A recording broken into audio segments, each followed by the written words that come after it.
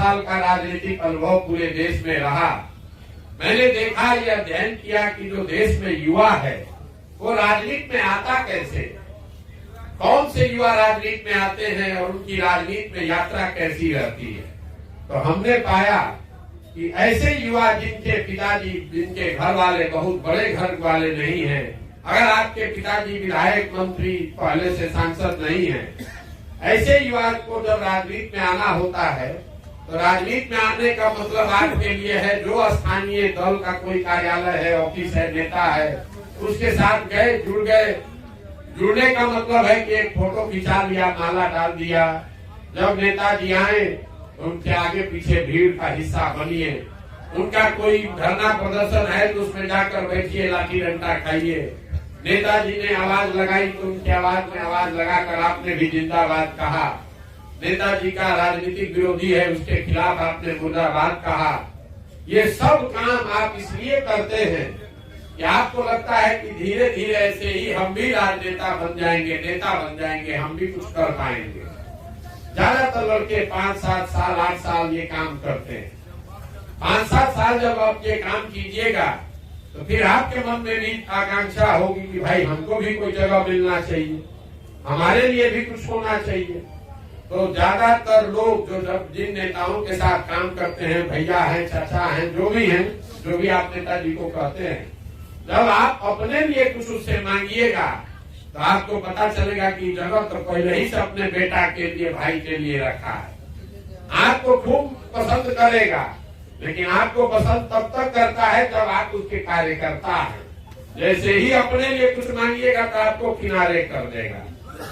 तो बहुत सारे लोग 5-7 साल मेहनत मजदूरी करने के बाद ये काम छोड़ के भाई हमको तो कुछ हो नहीं रहा है, चलो वापस चलो अपना जो घर गृहस्थी में लगो। क्योंकि ये वो समय है जब आपको अपने जीवन को भी व्यवस्थित करना है। घर का, परिवार का, समाज का दबाव है, पहले भैया पढ़ लिख लो, कुछ काम कर लो, रोजी रोजगार कर लो, खेती व्यापार किसानी कुछ करो, ये दबाव भी आप पर है। तो होता ये है कि जो 10 में 7 लड़के हैं, 6 से 7 लड़के, वो पारिवारिक सामाजिक दबाव में देखा कि भाई नेताजी भी कुछ नहीं कर रहे हैं, रोज माई बाबू जी से, भैया से भी झगड़ा हो रहा है, चलो छोड़ो सब नेतागिरी, अब चल के अपना काम रोजी रोजगार करते हैं। उसमें 2-3 लड़के ऐसे हैं जो एकदम दृढ़ प्रतिज्ञ है कि भले चाहे मारा मारी हो जाए, कुछ हो चाहे न हो, हमको तो करना नेतागिरी ही है। तो अब किसी तरह जुगाड़ उगाड़ लगा के वो दल में कोई ना कोई संगठन में पद पा जाते हैं। छात्र विंग के सचिव बन गए, प्रखंड के युवा के अध्यक्ष बन गए, जिला में सचिव महासचिव बना दिया, आपको पैड मिल गया। अब आपको लगता है कि अब हमारा नेतागिरी का रास्ता खुल गया। 2-4 महीना खूब मोच वोच ऐठिएगा, कहे भैया हम तो राजद के प्रखंड के युवा के अध्यक्ष हो गए। युवा को मिटा दीजिएगा, कहिएगा प्रखंड के अध्यक्ष है। अपने को बढ़ाकर बोलता है, सब बोलता है, आप भी बोलिए, कोई गलत नहीं है। लेकिन 2-4 महीना, 6 महीना जब पैड लेके घूमिएगा तो आपको एहसास होगा कि इसका कोई वैल्यू नहीं है।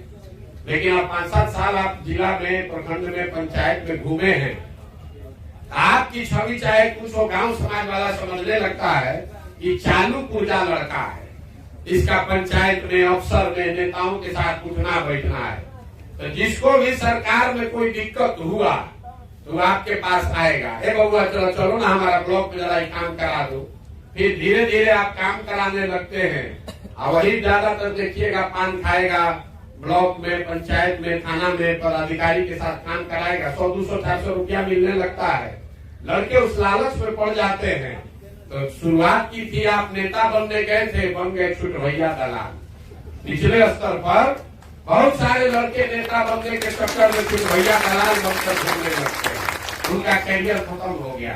पान खाइए, कुर्ता पैजामा पहनिए, अफसर भी सोचता है यही बढ़िया दलाली का काम करेगा, जो समाज में जिसका काम फंसा आप ही के माध्यम से वो पैसा लेता है। 2-4-5 रुपया, 500-1000 रुपया कमाने लगे, लोगों का जीवन उसमें बीत जाता है। कुछ 10 में 1-2 लड़के हैं जो समझदार हैं, उनको ये पता चल जाता है कि नेता लोग के पीछे घूमने से कुछ नहीं होगा, नेता के पीछे घूमने से कुछ नहीं होगा। जो 2-4 समझदार लोग हैं वही आप देखते हैं पार्टी या दल छोड़ के धीरे से पंचायती राज वाला व्यवस्था में घुस जाता है। वार्ड सदस्य लड़ गया, मुखिया लड़ गया, समिति लड़ गया, तो धीरे धीरे उसके लिए एक जगह बन गई। एक बार मुखिया बन गया, समिति बन गया, तो घर से भी दबाव खत्म हो गया, खाने पीने का, इज्जत का भी जुगाड़ हो गया। जो नेता है वो भी थोड़ा भाव देना शुरू कर देता, भैया मुखिया जी बन गए। तो 10 में 1-2 लड़के ही मुखिया, सरपंच, विधायक समिति वगैरह बन पाते हैं। जो मुखिया समिति प्रमुख वगैरह बन भी गया 10 साल मेहनत के बाद, वो भी आगे विधायक सांसद नहीं बन सकता है। कैसे कि जितना विधायक सांसद पहले से है, वो देखते रहता है कि कौन आदमी 2 बार से प्रमुख बन गया है, अब अगली बार इसको हराना है, नहीं तो फिर हमारे लिए खतरा पैदा करेगा। 3 बार का मुखिया बना कि मुखिया को उसी के दल का आदमी पहले हराता है कि जल्दी हराओ रे भाई, नहीं तो इस तरह का विधायक बन जाएगा। तो नीचे के जो लोग हैं, ये आपको कहानी इसलिए बता रहे हैं कि देश भर में हमने देखा कि अगर आपके पिताजी विधायक मंत्री नहीं है, तो आपके लिए चुनावी राजनीति में आकर जगह बनाना बहुत कठिन है। यही वजह है कि जब हम बिहार में आए, हमने एक अध्ययन कराया कि पिछले 30 वर्ष में बिहार में कौन लोग सांसद और विधायक बने, चाहे जिस दल से बना, सबका नाम लिखवाए। और पता चला कि पिछले 30 वर्ष में 1250 परिवार के लोग ही यहाँ विधायक सांसद बना है। हमको आपको लगता है कि वो लालू जी का परिवार है, वो रामविलास जी का परिवार है, ऐसा बात नहीं है। हर प्रखंड में 2-4 परिवार ऐसा है जिसका राजनीति पर कब्जा है। दल कोई रहे, नेता कोई रहे, जनता सोचती है कि कांग्रेस को उखाड़ दिए लालू जी को ले आए, लालू जी को उखाड़ दिए नीतीश जी को ले आए, नीतीश जी को उखाड़ दिए भाजपा को लाए। अभी आपको उदाहरण बताएंगे, आप किसी दल को ले आइए, नेता वही रहेगा, उसी परिवार का रहेगा। बिहार की आबादी है 13.5 करोड़, यहाँ 3.5 करोड़ परिवार के लोग रहते हैं, लेकिन विधायक सांसद सिर्फ 1250 परिवार के लोग ही बनते हैं।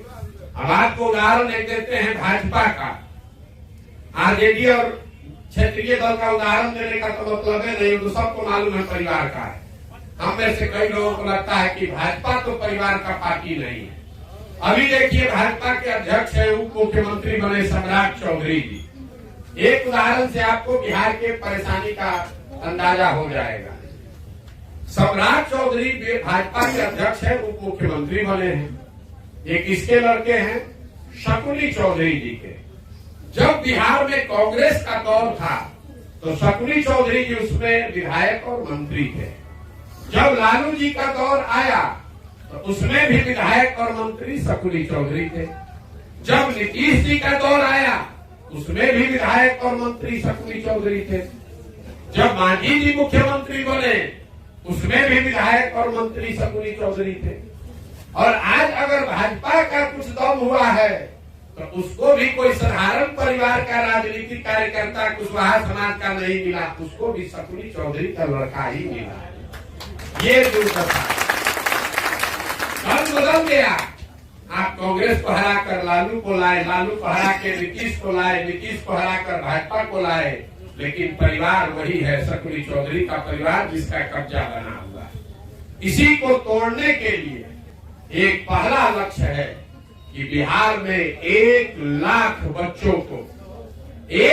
बच्चों को जमीन से चुनकर निकाले और उनको एकदम जमीन से चुनकर निकालने के बाद उनको प्रशिक्षित करें। 3 वर्ष, 4 वर्ष, 5 वर्ष उनके साथ काम करें ताकि ये लड़के सिर्फ राजनीति में न आए, आने वाले 4-5 वर्ष में चुनाव भी लड़े, अपने लिए जगह बनाए, तब इन परिवार का दबदबा यहाँ से खत्म होगा। तो ये जो लक्ष्य है 1 लाख बच्चों को जन सुराग अपने खर्चे पर, अपना संसाधन लगाकर हम ये अवसर दे रहे हैं, उसी का एक छोटा सा हिस्सा आप हैं। 200-400 लड़कों को अभी ये अवसर सहरसा में मैंने शुरू किया है। हर पंचायत में 8 से 10 ऐसे बच्चों को चुनकर क्लब के जरिए 1 साल में उनका असेसमेंट होगा। मतलब एक तरह से आपको जांचने की ये प्रक्रिया है। क्लब खोलने से आप नेता नहीं बनिएगा, कैरम बोर्ड बैठा कर खेलने से, बच्चों को पढ़ाकर आप नेता नहीं बनिएगा। ये वो तरीका है कि 12,000-15,000 की आबादी वाले पंचायत में कौन से ऐसे 7, 8, 10 लड़के हैं जो सामाजिक राजनीतिक तौर पर जागरूक हैं, जिनको अगर प्रशिक्षण दिया जाए तो उनमें पात्रता है, जिनको सिखाया जा सकता है, जिनको समान संसाधन व्यवस्था दे दे तो घर घर जाकर लोगों की मदद कर सकते हैं, अपने लिए राजनीतिक जमीन तैयार कर सकते हैं। ये जरूरी नहीं है कि जितने लोग क्लब खोले हैं ये सब आगे बढ़ जाएगा, लेकिन लक्ष्य ये है कि अगर 1 लाख बच्चों को ये अवसर दिया जाए और इसमें से अगर 10,000 बच्चे भी अच्छे निकल गए, इसी में से अगर 5,000 लड़के मुखिया बन गए, उससे बिहार सुधरेगा। क्योंकि ये लड़के जब नीचे से उठ कर आएंगे, समिति बनेंगे, मुखिया बनेंगे, तो आपका जो प्रशिक्षण है, आपकी जो तैयारी है, आप लाखों लोग में से चुनकर निकाले गए, एक दिन में नहीं होगा। क्लब जो खुला है, कोई कह रहा है कि व्हाट्सएप ग्रुप बनाने के लिए कहा गया। जो लोग आए होंगे आपके पंचायत में, वो कहता है व्हाट्सएप ग्रुप बनाइए, 25 लोगों का संगठन बनाइए, एक कोई जगह बताइए जहां बोर्ड लगाइए, एक कैरम बोर्ड आपको देता है, संविधान का प्रस्तावना देता है। ऐसा काम क्यों कराया जा रहा है? कुछ लोगों को लगता है कि हमको व्हाट्सएप ग्रुप बना रहे हैं प्रचार करने के लिए। मेरे भाई, 100 आदमी को व्हाट्सएप पर जोड़ने के लिए हमको गांव गांव जाने की जरूरत नहीं, तो दिल्ली में बैठ के लाखों लोगों का व्हाट्सएप ग्रुप बन जाएगा। ये व्हाट्सएप ग्रुप इसलिए बनाया जाता है कि अगर आप 25 लोग मिलकर क्लब बना रहे हैं और आप गांव पंचायत में रहते हैं, तो हम लोग मान के चलते हैं कि एक आदमी कम से कम 5 लोगों को भी जानता है, तो 100 आदमी तो आपके पहले दिन आपके साथ जुड़े होने चाहिए। अगर आप मिठाई का दुकान खोलते हैं तो गांव देहात में आपके इलाके में जानकारी तो होना चाहिए कि आप मिठाई का दुकान खोले हैं, तभी तो आपके पास आएगा। तो 100-150 लोगों का आप व्हाट्सएप ग्रुप बनाते हैं, तो हम लोग को 100 आदमी को पता चला कि आपने क्लब करके कोई व्यवस्था बनाई है।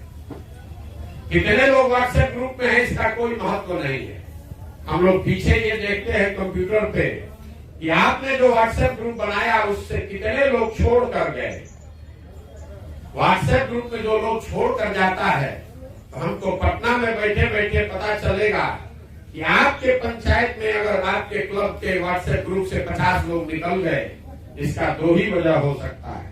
या तो आपने ऐसे लोगों का नाम जोड़ा है जिसको आपने परिचय नहीं किया, जिसको बताया नहीं कि आप क्यों जोड़ रहे हैं, या फिर आप ऐसे व्यक्ति हैं जिसकी छवि गांव पंचायत में अच्छी नहीं है। क्योंकि अगर आप बदमाश हैं, लटेरा हैं, तो आपके व्हाट्सएप ग्रुप में कोई नहीं रहना चाहेगा। जैसे ही व्हाट्सएप ग्रुप में आप उसको जोड़िएगा, लोग धीरे से उससे निकल जाएगा। इसलिए जब व्हाट्सएप ग्रुप बनाते हैं तो उसको सक्रिय रखिए और कोशिश कीजिए कि उसमें 2 आदमी कम रहे, लेकिन जो रहे वो छोड़ कर न जाए। इसी तरीके से आपको एक कैरम बोर्ड भेजा गया। कई लड़कों को लगता है कैरम बोर्ड से क्या होगा। ठीक बात है, आपको कैरम बोर्ड क्यों भेजे हैं, आपको बैडमिंटन बैट बॉल क्यों नहीं भेजे? कैरम बोर्ड इसलिए भेजा जा रहा है कि किसी भी व्यवस्था को चलाने के लिए एक फिजिकल स्पेस की जरूरत है। हम आपके साथ बैठे हैं, यहाँ टेंट लगा है तभी तो बैठे हुए। तो जो कैरम बोर्ड की व्यवस्था है, जो आदमी भी कैरम बोर्ड रख के 10 बच्चों के खेलने की व्यवस्था कर रहा है, चाहे वो बरामदे में करे, दलान में करे, घर में करे, कमरे में करे, हम लोग को जानकारी है कि भैया ऐसी कोई जगह टूटी फूटी ही सही कोई जगह है जहाँ 5-10 लड़के बैठकर कुछ काम कर सकते हैं। इसलिए कैरम बोर्ड भेजा गया। कुछ लोगों को लगता है भैया कैरम बोर्ड भेजने से अच्छा, चलिए कोई बात में आया है कैरम बोर्ड ले लेंगे। बहुत लड़के ये भी हमको आए कहते हैं भैया ऐसे तो आप कैरम बोर्ड का सामान बांटिएगा तो बिहार में आदमी ऐसा सब लड़का चालू है, सब लेके भाग जाएगा, आपको लूट लेगा। बहुत लड़का यहाँ भी आया है, आपको लगता होगा अरे चलिए ना ये बांट रहे हैं, प्रशांत किशोर सामान ले लेते हैं, क्या कर लेंगे, हम लेकर भाग जाएंगे। अपने आप को हर व्यक्ति समझदार समझता है। आप भी अगर समझते हैं तो इसमें कोई बुरी बात नहीं है। लोगों को लग रहा है प्रशांत किशोर पगला गया है, बहुत पैसा वैसा है, बांट रहे ट्रक के ट्रक सामान से, इनका बैट बॉल सामान लेके भाग जाएंगे, उसके बाद क्या कर लेंगे, मन होगा तो करेंगे, नहीं मन होगा नहीं करेंगे। आप देखिए आपकी स्थिति क्या है। मान लीजिए कि आप हमारा कैरम बोर्ड और सामान लेकर भाग गए, आप क्लब खोले फिर बंद कर दिए, नहीं चला रहे, उससे हमारा क्या होगा? आप 1000-2000 का कैरम बोर्ड लेकर भागे हैं, लेकिन 2000 रुपया के खर्चे में हमको ये पता चल गया कि उस पंचायत में, उस गांव में आप वो शख्स नहीं है जिसके पीछे दाव लगाना।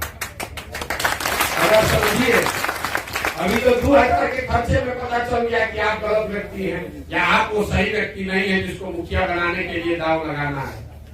जो आदमी 2000 रुपया का कैरम बोर्ड लेकर भाग सकता है, समझिए उसको 5 लाख रुपया लगाकर मुखिया का चुनाव लड़ाकर जिता दे, वो मुखिया जीत जाएगा तो पंचायत का ईटा बेच देगा। यही आपके चाचने की प्रक्रिया है। और आप समझ रहे हैं कि आप बहुत होशियार हैं, हम तो कैरम बोर्डे लेकर भाग गए जब चुराए। मेरे भाई, हम गांव गांव में घूम कर कह रहे हैं कि हम समाज को मत कर सही आदमी निकालेंगे। लोग पूछता है कि कैसे सही आदमी ढूंढिएगा? सही या गलत किसी के माथे पर नहीं लिखा हुआ है। हमारे पास कोई यंत्र नहीं है कि हम देख कर बता दें कौन सही है कौन गलत है। सही और गलत की यही पहचान है। आपको अवसर दे रहे हैं, आपको व्यवस्था दे रहे हैं। अगर उस व्यवस्था को लेकर भी आप कुछ अच्छा नहीं करते हैं तो आप सही व्यक्ति नहीं। लेने से पहले तो सब अच्छा ही बोलता है, जो भी है वो कहता है भैया हमको मिल जाए तो हम बढ़िया करेंगे। जब बनता है उसके बाद में चोरी शुरू करता है। लेकिन अगर आप सही व्यक्ति हैं, कैरम बोर्ड के लालच में नहीं आए हैं, कुछ बनने आए हैं, समाज में अपने लिए राजनीतिक जगह बनाने आए हैं, तो क्लब खोलते समय आपसे ये पूछा गया है कि बताइए कि अगले 3 से 5 साल में आप कौन सा चुनाव लड़ना चाहते हैं। ये लड़कों से आपसे पूछा गया है। अगर आपने बताया है तो भी नहीं, आगे भी बता दीजिएगा तो हमारे पास वो जानकारी रहेगी। साल भर जिन लड़कों ने क्लब को ठीक से चला लिया, अपना दायरा बढ़ा लिया, जनसुराज के खर्चे पर हमारी मदद से अगर आप पंचायत के सर्वे में सबसे सक्रिय सबसे सही लड़के निकल गए तो फिर आपकी राजनीतिक यात्रा शुरू होगी। अब आपका दायरा बढ़ेगा कैसे? आपने अपनी ताकत से 20, 25, 50, 100 लड़कों के साथ एक क्लब बनाया है। अब आप जनसुराज की मदद से मान लीजिए कि आपके गांव में 25 लड़के हैं जो क्रिकेट खेलते हैं, उनको आप बैट बॉल क्रिकेट किट पूरा दीजिए जनसुराज के क्लब से, अपने क्लब से। वो लड़के 25 लड़के रोज आएंगे, क्रिकेट का सामान लेने, क्रिकेट खेलेंगे, खेलकर फिर आकर आपके क्लब पर जमा करेंगे, तो 25 लड़कों से आपका सीधा रास्ता बन गया।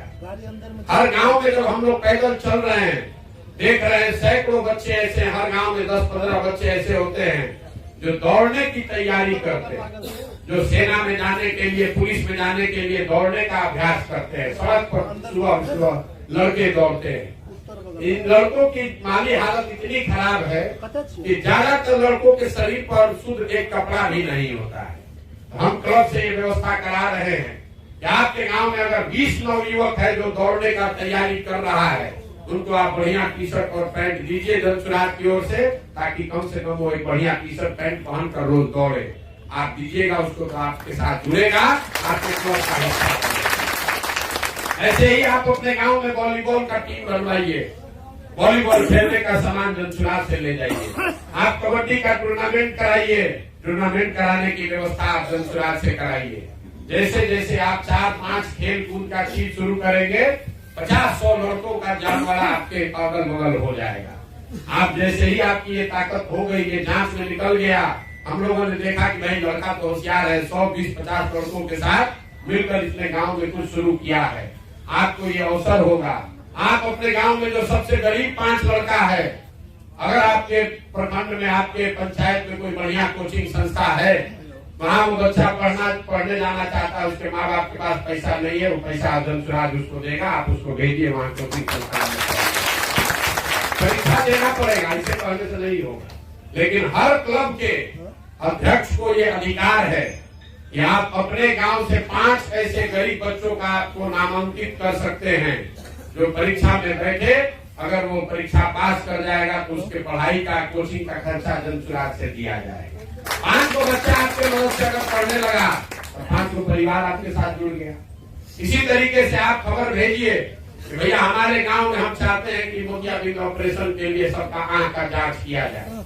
जनसुराज की टीम से आपको अपने खर्चे से हम साधन वहाँ भेजेंगे, वहाँ आप आंख जांच कराइएगा 100 आदमी का। 20 आदमी को मोतियाबिंद निकला, उसका मोतियाबिंद का ऑपरेशन करा दीजिएगा, तो 20 परिवार आपका हमेशा के लिए ऋणी हो जाएगा।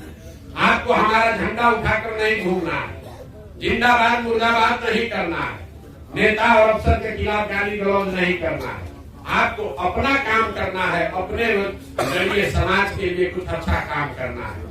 साल भर जो लड़के ये अच्छा कर लिए, हम आपको लिख के देते हैं, आपके गांव पंचायत में 200, 400, 500 आदमी जानेगा कि यही वो संजीत कुमार है, यही वो मनोज सिन्हा है, यही फलाना पासवान है जो लड़का अच्छा काम कर रहा है, आजकल कुछ कर रहा है।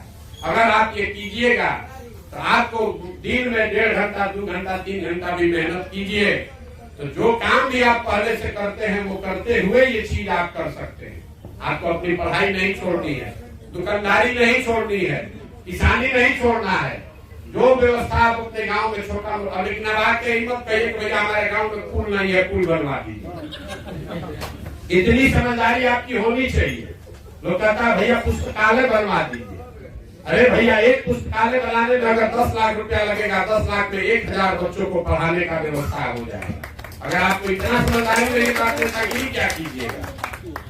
साल भर जिसने अच्छा क्लब चला लिया और क्लब के मूल्यांकन में आप ऊपर आए तो फिर हम व्यक्तिगत तौर पर आपको बुलाकर 3 महीने का हमारे साथ रहकर ट्रेनिंग भी देंगे और ट्रेनिंग के दौरान आपको पैसा भी मिलेगा।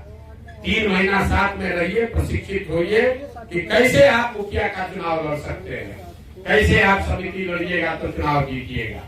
आपको कौन चुनाव लड़ना है ये तय हम नहीं करते हैं, ये तय आपको करना है। लड़के आकर पूछते हैं भैया कौन चुनाव लड़े, वार्ड सदस्य लड़े कि सांसद लड़े कि विधायक बन जाए, हमको इसका कोई ज्ञान नहीं है। आप ये अपने जीवन में तय करते हैं कि हमको बैंक का एग्जाम देना है कि हमको टीचर बनना है। आप तय करते हैं कि हमको रेलवे का एग्जाम देना है कि हमको दुकान चलाना है, क्योंकि आपको ये मालूम है कि आपकी क्षमता क्या है, आप क्या जीवन में कर सकते हैं। उसी तरह चुनाव कौन लड़ना है ये भी तय आपको करना है।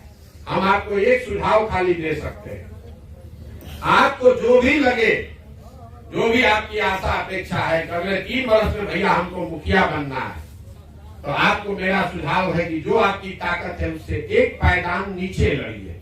अगर आपको लगता है कि आप मुखिया जीत सकते हैं तो मुखिया नहीं लड़कर समिति लड़िए। अगर आपको लगता है आप समिति लड़के जीत सकते हैं तो समिति छोड़कर वार्ड सदस्य लड़िए। ये जरूरी है कि जो लड़िए वो लड़कर जीतिए। लोकतंत्र में लड़ने का कोई वैल्यू नहीं है। बहुत आदमी कहता है भैया लड़े हैं सीखने के लिए, जितना बार सीखने के लिए लड़िएगा उतना बार मुट्ठी खुल जाएगा, लोग आप पर हंसेगा। रास्ते में हम चलते हैं, बहुत लोग मिलता है, कहता है भैया हम आपके साथ जुड़ना चाहते हैं, आप हमारे सर पर हाथ रख दीजिए, हम कल विधायक बन जाएंगे। हम कैसे? बोला भैया विधायक का चुनाव लड़े थे, कितना वोट आया था? तो भैया 1300। तो 1300 वोट आया था विधायक के चुनाव में। हाँ भैया तैयारी पूरा नहीं था। तो काहे लड़े थे? तैयारी नहीं था। ऐसे ही लड़े थे भैया, सब लोग कहा लड़ के देखा जाए। तो हम जान गए कि इस आदमी में दिमाग लगाने का कोई फायदा नहीं है। उसके मुकाबले कोई मिलता है, कहता है हमारी माँ हमारे बाबूजी वार्ड सदस्य थे, अब हम भैया समिति बन गए हैं, चाहते हैं कि आपके साथ चले, आपका आशीर्वाद लें, आपके सहयोग से ब्लॉक में प्रमुख बनना चाहते हैं। उसको फिर हम पूछते हैं विधायक काहे नहीं लड़ना चाहते हो? कहते ना भैया पहले 10 वर्ष प्रमुख बनेंगे, पहले जगह बना लेंगे, पहचान बना लेंगे, तो हम विधायक लड़ेंगे। तो हमको मालूम है कि इस लड़के के पीछे दाव लगाया जा सकता है। तय आपको करना है, एक दिन में कुछ नहीं हो सकता है। कई बार लड़कों को लगता है आज आए प्रशांत किशोर के साथ हाथ पकड़े या कल विधायक बन जाए। अरे भाई हमारे साथ सेल्फी खिंचा के अगर आपको नेता बनना होता, हमारे पास ऐसा कोई टॉनिक नहीं है कि हम आपको खोल के पिला दें और आप नेता बन जाइएगा। अगर हमारे पास ऐसा कोई दवा टॉनिक होता तो आपको पिलाए चाहे नहीं, 2-4 बोतल अपने पी लेते, कल नेता बन जाते। ऐसा कोई उपाय नहीं है। जीवन में कोई काम आप 6 महीना में नहीं कर सकते हैं। जिस प्रशांत किशोर के बारे में आप सुनकर यहाँ आए हैं, हम एक दिन में यहाँ नहीं पहुंचे हैं, 20 वर्ष लगाए, 10 वर्ष संयुक्त राष्ट्र संघ में, 10 वर्ष चुनाव का, तब में आप यहाँ आए हैं। तो हम यहाँ से गुजरते कोई हमको कुत्ता भी पूछता, 20 वर्ष मेहनत किए हैं तब पहुंचे। कई बार गांव देहात में लोग बताते हैं, ए भैया आप तो कह रहे हैं 20 वर्ष 10 वर्ष मेहनत करना पड़ेगा। देखिए कल आए हैं मुखिया जी, कल कलकत्ता में ठेकेदार थे, आज आए पैसा खर्चा किए चुनाव जीत गए। मेरे भाई आपको नहीं पता है, वो भले मुखिया 2 वर्ष में 1 वर्ष में 6 महीना में बन गया, लेकिन ठेकेदार बनने में उनको 10 वर्ष पेड़ी रगड़ना पड़ा है। 10 वर्ष से कम में जीतने का कोई उपाय नहीं। आप 10 वर्ष से कम में डॉक्टर नहीं बन सकते हैं, इंजीनियर नहीं बन सकते हैं, वीडियो सीओ नहीं बन सकते हैं, तो प्रमुख का विधायक कैसे 2 दिन में बन जाइएगा। लेकिन अगर 10 वर्ष ठीक से काम कीजिएगा, ये भी आपको बता दे रहे हैं कि सही रास्ते से चलिएगा तो कोई बनने से आपको रोक भी नहीं सकता, लेकिन रास्ता ठीक लेकर चलना पड़ेगा। आप अखबार में पढ़ते हैं, टीवी में सुनते हैं कि प्रशांत किशोर सलाह दिए मोदी जी को, ममता जी को, नीतीश कुमार को, लोग चुनाव जीत गया। हम तो उनको सलाहें न दिए होंगे, करना तो उन्हीं को पड़ेगा। आपको तो सलाह भी दे रहे हैं और संसाधन भी दे रहे हैं, लेकिन करना आप ही को पड़ेगा। अपने गांव में, अपने पंचायत में लक्ष्य रखिए कि साल भर में भैया आपको दिखा देंगे कि पूरा पंचायत में हमसे ज्यादा लोकप्रिय कोई लड़का नहीं है। जैसे ही हमको पता चलेगा, हम अपने आप आपको आगे बढ़ाएंगे। नेता आपको कोई दूसरा आदमी नहीं बना सकता है, इस बात को गांठ बांध लीजिए। किसी के पीछे दौड़िएगा, तो चाहे मोदी जी के पीछे दौड़िए, लालू जी के पीछे दौड़िए, कोई आपको नेता नहीं बना सकता है। नेता आपको आपका समाज बनाता है। एक बार आपका गांव, पंचायत, आपके छात्र, आपके साथी छात्र, आपके कॉलेज के लड़कों ने अगर आपको नेता मान लिया, 20 लोगों ने आपको अपना अगुआ मान लिया, तब कोई प्रशांत किशोर, कोई भाजपा, कोई लालटेन आपको आगे बढ़ा सकता है। लेकिन नेता आपको आपका समाज बनाता है। तो ये जो क्लब है, क्लब वो व्यवस्था है जिसके जरिए आप अपने समाज में पहले अपनी पहचान बनाइए। समाज में ये छवि बनाइए कि नहीं, ये लड़का है जो समाज के लिए, लोगों के लिए कुछ करना चाहता है, और वो करने में अपनी ताकत लगाइए। आप ये मत समझिए कि आप यहाँ से जाइएगा, लड़के जाते हैं सुनने के बाद और आधा सुनते हैं, आधा नहीं सुनते हैं। कल जाके फिर कहेगा रास्ता में मिलेगा, ये भैया आप कहे थे कि सब सामान मिलेगा, अभी तक समन्वय आईने नहीं किया। हम बोले हैं कि भैया तुम 15 लड़का जो तुम्हारे यहाँ क्रिकेट खेलता है उसको, उसका टीम बनाओ, क्लब से जोड़ो और क्रिकेट खेलने का सामान जाएगा। तो पहला बात भुला गया कि 15 लड़का जोड़ना है। दूसरा बात याद है कि भैया क्रिकेट का सामान नहीं आया। अरे सामान कब ना आएगा जब टीम बनाओगे। लेकिन लड़के क्या चाहते हैं, अरे भैया प्रशांत जी बोले थे कि जो कहिएगा वो सब सामान मिलेगा, तो मोतिया बिन के पहले डॉक्टर भेज दो, उसके बाद अब आप वहां पर जगिएगा। ऐसा नहीं होता है। आपके लिए ये प्रक्रिया बनाई गई है, ये देखने, जांचने, परखने के लिए कि आप में सही में वो जज्बा है कि नहीं। अगर आपके पास ये सुविधा है, अगर आप चाहे तो अपने गांव में स्वास्थ्य शिविर लगा सकते हैं। लगाने में आपका खर्चा नहीं लगेगा, वो जनसुराज लगवाएगा, लेकिन स्वास्थ्य शिविर ऑर्गेनाइज करने की व्यवस्था तो आपको करनी पड़ेगी। आपके पास ये सुविधा है कि आपके गांव पंचायत में अगर 5 बच्चे हैं जो आपको लगता है कि भैया पढ़ने में बहुत होशियार है, इसका माँ बाप के पास पैसा नहीं है, उसको हमसे जोड़िए, जनसुराज से जोड़िए। भैया ये बच्चा है जिसको कोचिंग बगल में मिल जाए तो अच्छा नंबर आएगा, लेकिन वो खोजना तो आपको पड़ेगा। अगर आप खोजिएगा नहीं तो पहले से आपके पास पैसा आप भेज दें, ये संभव नहीं है। यही पूरी व्यवस्था। आप अपने हिसाब से अपना जीवन बनाइए, अपनी पहचान बनाइए। प्रशांत किशोर जिंदाबाद मत कीजिए, हमारे नाम का झंडा बैनर लेकर मत घूमिए, किसी के झगड़े लड़ाई फसाद में मत पड़िए। किसी ने कहा नेता कैसे बनेंगे, पहला सवाल पूछा। नेता बनने के लिए झगड़ा लड़ाई धरना करने की जरूरत नहीं है। नेता बनने के लिए पैसा का जरूरत नहीं है। नेता बनने के लिए सबसे पहला और सरल काम है, जिस समाज का भी आप नेता बनना चाहते हैं, सबसे पहले अपने आप को समाज के लिए उपलब्ध कराइए। रात दिन उसको लगना चाहिए कि कोई परला हरला मरला में अगर ये जरूरत पड़ेगा तो ये लड़का हमारे साथ यहाँ मिलेगा। इतना ही आप कीजिए, देखिए सब लोग कैसे गांव देहात में आपको मानने लगेगा। लड़के आके कहते हैं भैया हम काम नहीं करा पाए, यहाँ सड़क नहीं बनवा पाएंगे तो नेता कैसे बनेंगे। अरे भाई जब आप सड़क बनाने की स्थिति में पहुंच जाइएगा तो आपको जरूरत क्या है, तो जीतिएगा कब ना सड़क बनाइएगा, अपने से कैसे सड़क बना दीजिएगा। लेकिन सड़क नहीं है, ये बात बताने के लिए, उसकी आवाज बनने के लिए आपको सिर्फ अपने आप को उपलब्ध कराना है। हम अभी किसका मदद कर रहे हैं, हम किसी का मदद नहीं कर रहे हैं। लेकिन गांव गांव पैदल जाकर उसकी बात को सुन रहे हैं, ये बता रहे हैं कि अच्छा भाई तुम्हारा दुख दर्द देखने आए हैं, इसीलिए तो लोग जुड़ रहा है। हम कहाँ किसका सड़क बना रहे हैं कि पुल बना रहे हैं। अगर आपको नेतागिरी करनी है, आर्थिक तौर पे आपकी स्थिति मजबूत हो ना, और घबराइए नहीं, पेशेंस चाहिए। तो संभव है कि आप ऐसा नहीं कभी कहिए और बस 1 मिनट में हो जाए, लेकिन अगर साल भर आप धीरज रखेंगे, साल भर आप धीरज रखेंगे तो अपने आप धीरे धीरे हम लोग छांट कर निकाल दी। अभी आप में से बहुत साथी होंगे जब भी सेल्फी लेने के लिए धक्कम धुक्की करेंगे। आप सेल्फी ले लीजिए, लेकिन सेल्फी लेकर आप नेता नहीं बनिएगा। हमको माला पहनाने से आप नेता नहीं बनिएगा। यहाँ धक्का धुक्की करने से आपका कोई फायदा नहीं है। आप हम यहाँ खड़े हैं, फोटो ले लीजिए, लेकिन क्लब को अच्छे से चलाइए। अगर आप क्लब को अच्छे से चलाते हैं तो अपने आप आपका चयन किया जाएगा। इसी के साथ मेरी अपनी बात खत्म कर रहा हूँ। आपको ढेरों शुभकामनाएं। आप सब यहाँ आए हैं समय निकाल कर, इसके लिए आप सबका बहुत बहुत धन्यवाद।